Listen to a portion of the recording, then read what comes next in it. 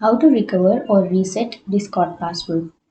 So if you want to reset or recover your password, then what you have to do is first of all open up a browser, any browser that you're comfortable with.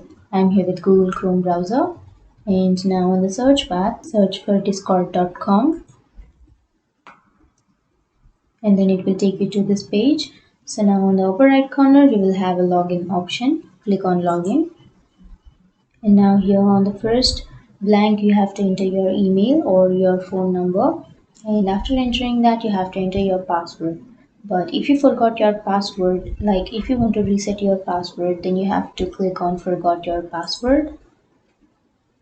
And then it has sent instructions to change password to your mail. Now you have to check your mail. Go and open up your mail. And here you will have reset password. Click on that.